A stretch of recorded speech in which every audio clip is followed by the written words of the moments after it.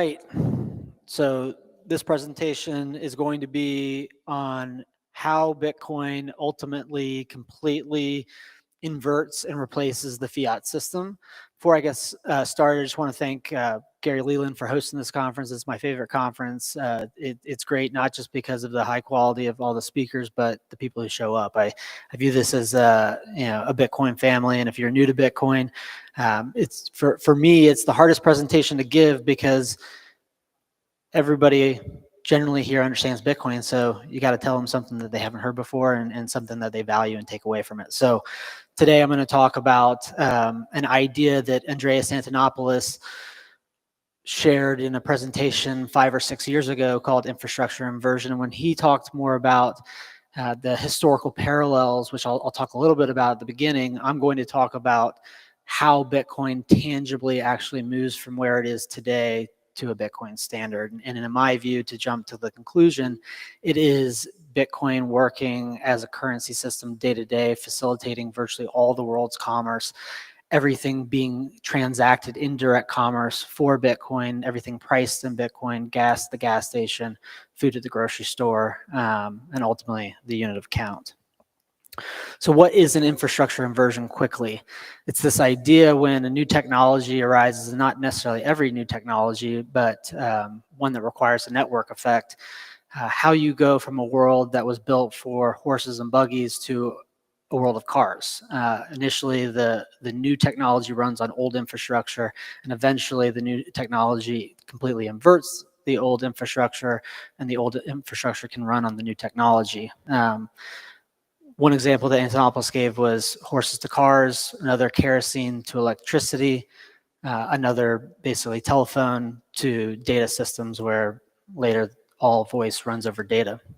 But you have this dilemma of you have a technology, it requires a massive amount of infrastructure, and using the examples of going from horses to cars, how do you get users to buy cars if you don't have roads built for cars?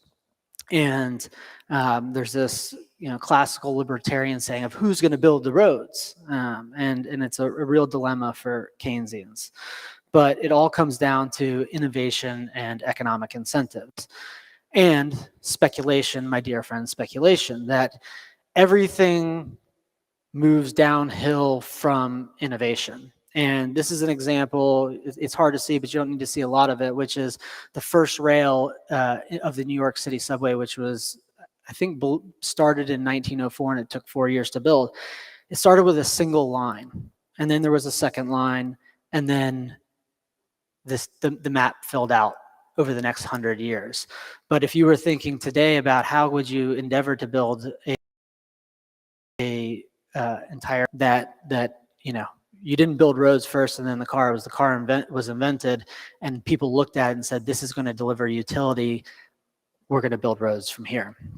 So in terms of the fiat inversion, in terms of how this applies to Bitcoin and fiat, the world where we're going today, where everyone's using Bitcoin as a nascent store of value, and it's a phenomenal store of value, that commerce is really the end game, that in order to get to this future world of a fiat inversion or to a Bitcoin standard, it's path dependent on commerce.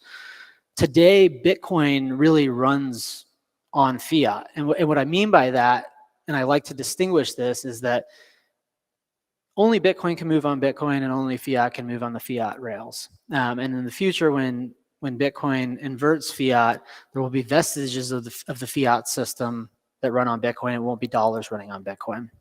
But when I say that today Bitcoin runs on fiat, I mean, think about every Bitcoin company. They're still using fiat payroll, paying their employees in fiat. The Bitcoin mining ecosystem, the people that are developing Bitcoin miners, they're using fiat. They're purchasing power from power companies in fiat. And largely the way that the Bitcoin network has access to new people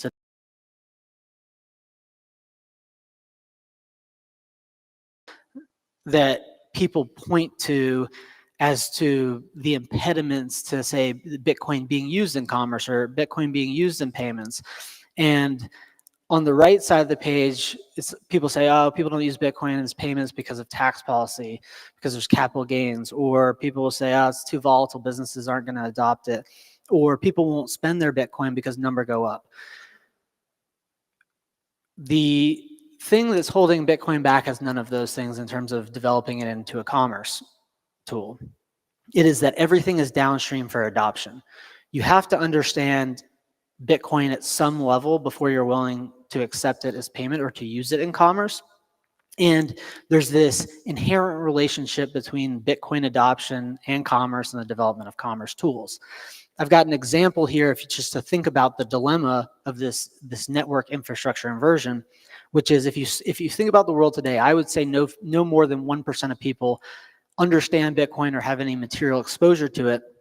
But this shows kind of a network where 10% of the population would have Bitcoin. Well, in that world, only 0.8% of the possible network connections in a trading economy are achieved. So with 10% adoption, you would have less than 1% density of potential overlaps of people who could trade with each other. And if Bitcoin is at maximum 1%, you're looking at probably 0.1% in terms of if you were going to go out there and accept Bitcoin for your business, are people actually going to pay you? And it's a dilemma, and I'm going to talk about how that gap is bridged in a tangible world. And this is the key that I'd say that 99% of people that understand Bitcoin today understand it because they've listened to a podcast, read a book, they've had to sit down and consciously think about Bitcoin as money. And that's very natural as early adopters of Bitcoin. But 99% of people in the world will come to understand Bitcoin as money because it's being used as money. And that there's this very positive feedback loop. And I have this tweet from Mary Talley Bowden, who's a doctor in Houston, where, and she's in the thick of essentially being canceled and being challenged by the Texas Medical Board. And you would think that someone like that who's been censored would more intuitively understand Bitcoin. But she says, I like the idea of an independent currency, but until I can use Bitcoin to put gas in my car and food on my table, I'm out. That people first understand Bitcoin. Once they do, it logically follows that it makes sense to get paid in Bitcoin. And through that process is actually how the masses will come to understand Bitcoin. And so who are the logical people to do that? This is where we come back to this idea of who's going to build the roads.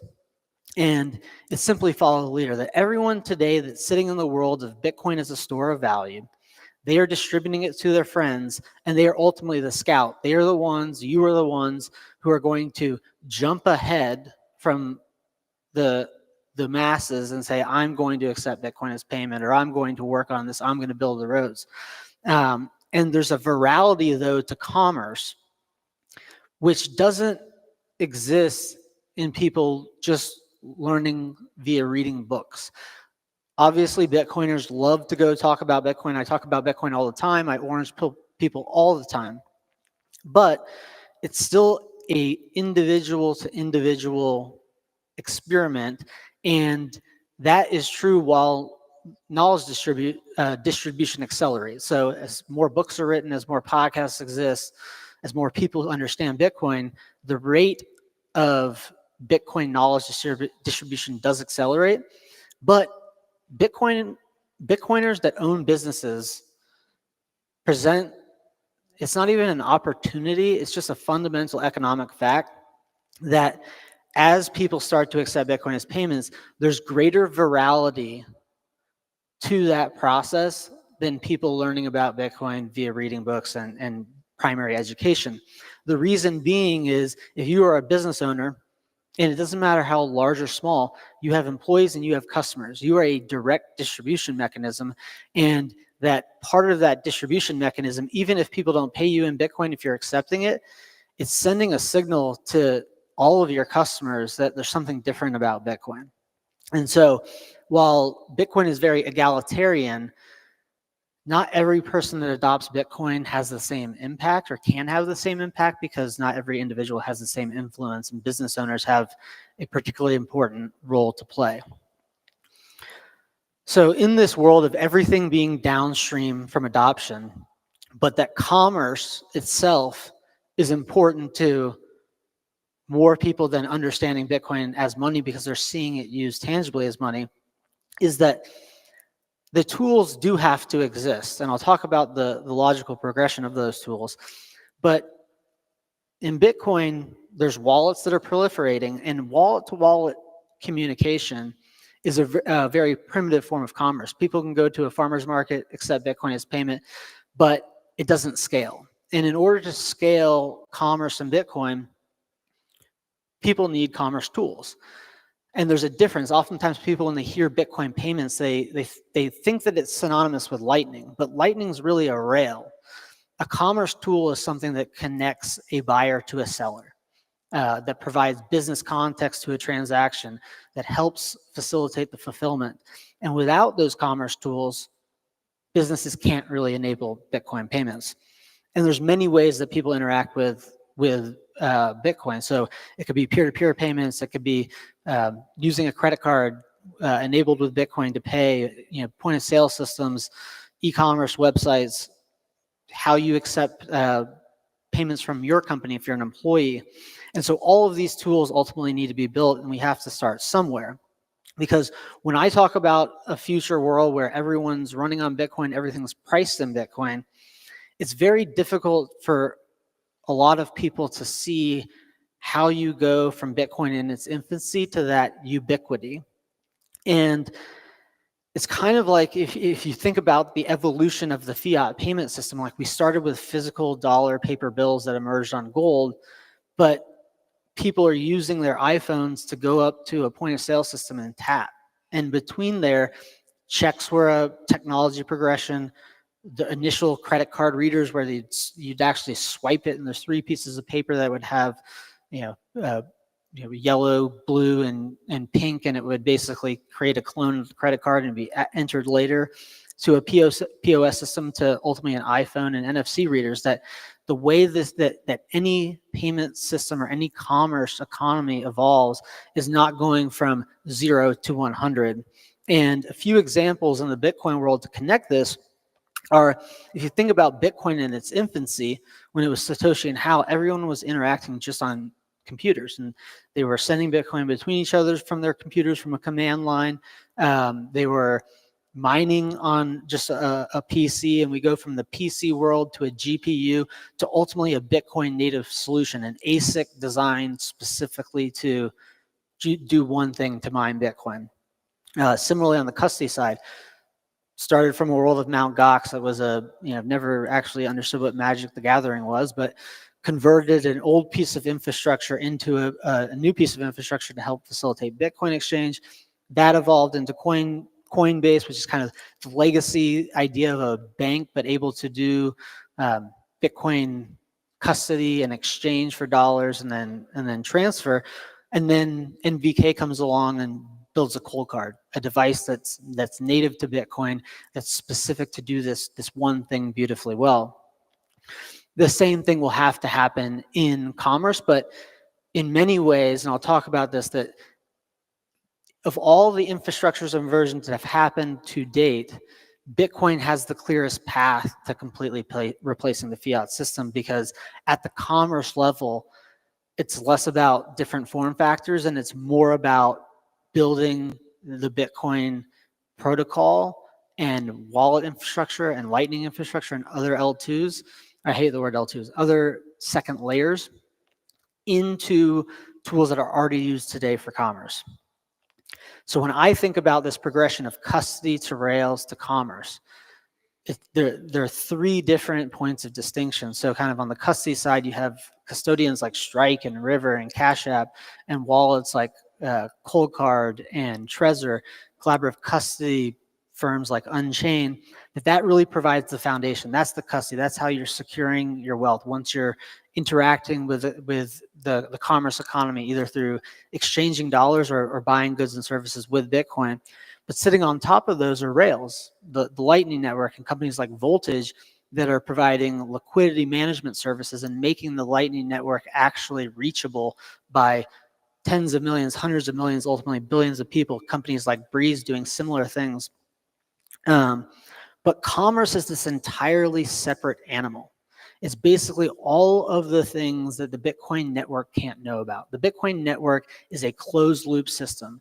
It knows what is a Bitcoin and what isn't, how to validate currency, how to transmit currency.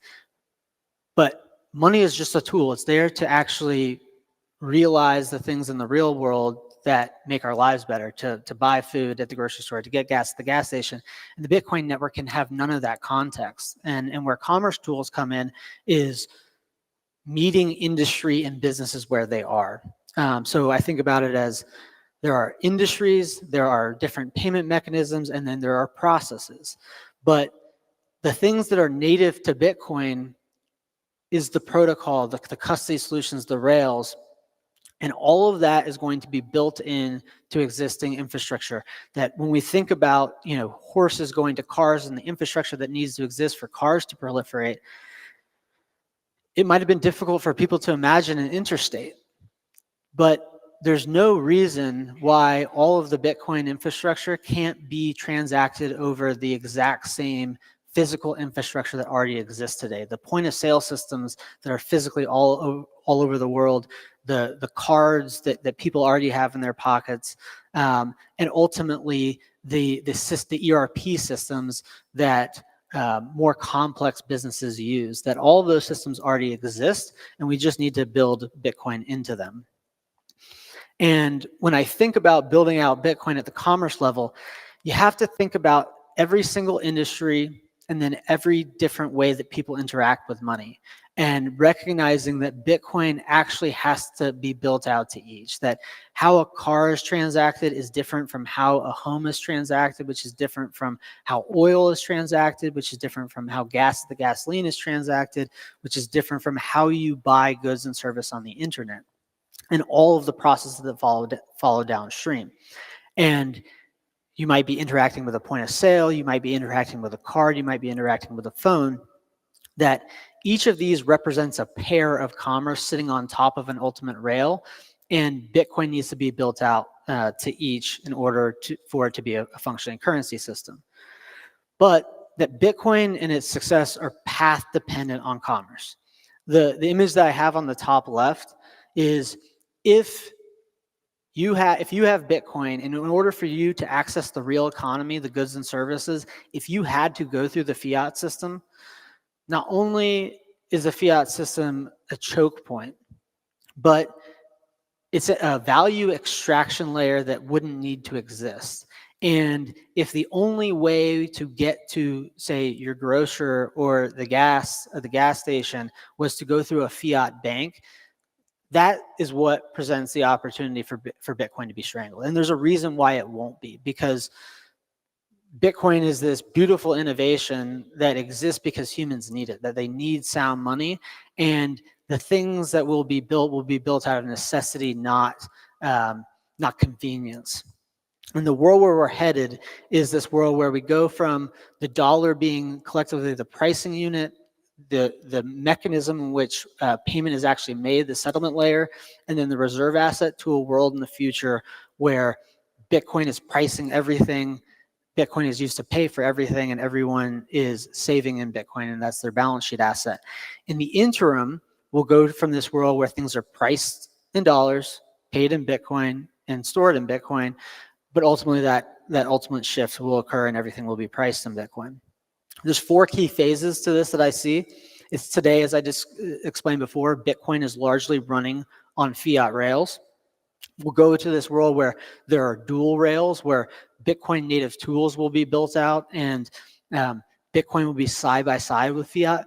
Once we get to that world where there's a small measure of the world on operating on a dual standard, that is where there will be a rapid monetization. And in the end, the vestiges of the fiat system will actually run on Bitcoin, and that will be this idea of infrastructure inversion.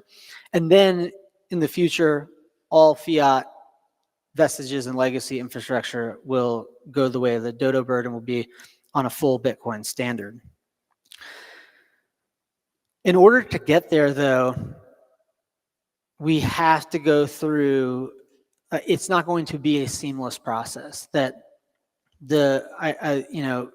in many ways, and I haven't talked about this previously, I view Bitcoin as the great economic restructuring, that we're going from a world of excess, everyone indebted, the system in total functionally being insolvent. That's specific to the United States, but it's also applies to the world.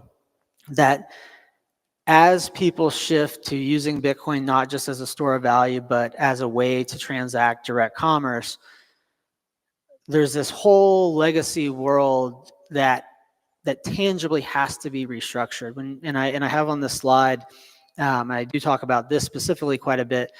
There's $102 trillion of dollar-denominated debt in the United States, and that's very vanilla debt, and there's only $7 trillion. Of the $102 trillion in dollar-denominated debt, there's 42 trillion that are sitting on consumer loans, and that could be auto loans or mortgages or credit card debt, and then also business debt, which is about 20 trillion. So I think about it as, somebody having a pipeline or an E&P company that's financed by debt, that there are valuable assets that exist in the fiat world, and Bitcoin is actually going to have to price those assets to determine what goes forward and what no longer carries forward. So Bitcoin is not just repricing the world, it's going to determine what people actually value and what will carry forward. And so the way I think about fiat running on Bitcoin is that there will be a vestige of fiat zombie companies like Fannie Mae, Freddie Mac, maybe something like Facebook, where they will be operating on a Bitcoin standard, or legacy banks that are over leveraged that have to be tangibly and through a actual workout process, their estates have to be resolved. Things like Social Security will flip over to Bitcoin or any government program, and then ultimately will decide what goes forward and what doesn't. And this financial restructuring will occur where people will actually buy assets out of this legacy world and then have them be on a fully Bitcoin standard.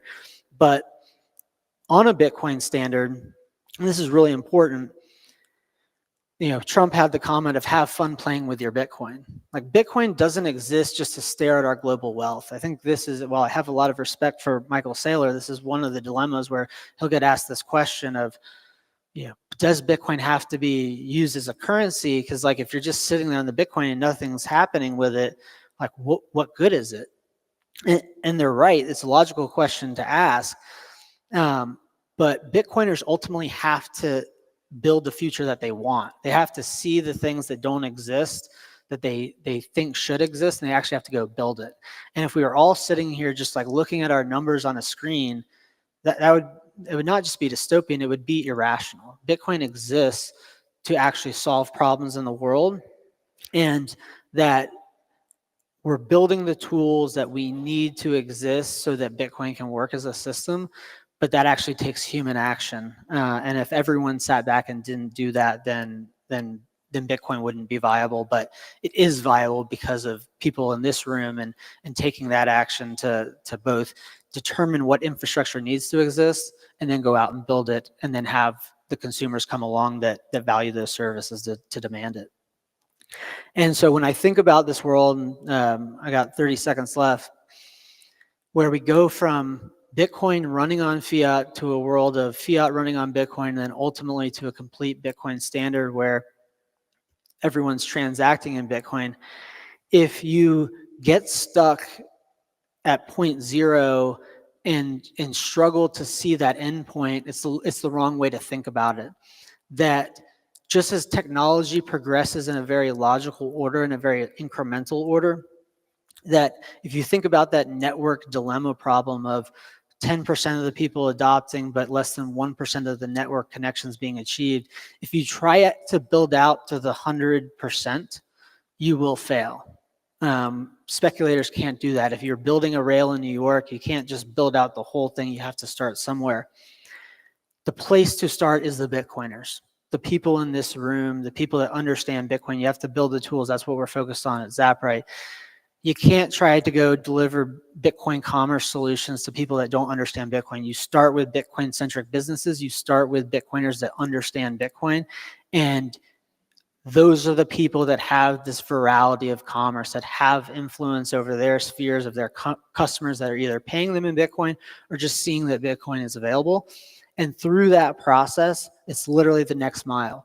That next mile that gets built out then dictates the next mile. I think about this in Bitcoin development. We don't need to focus on how to get 8 billion people on Bitcoin. We need to focus on the next 10x, the next 100x. Because if you don't think that way, if you don't think about growing the actual market by tangible steps, and you're just thinking about the endpoint, and I have to build out this entire infrastructure, it's not how the world works, and it also sets you up for failure.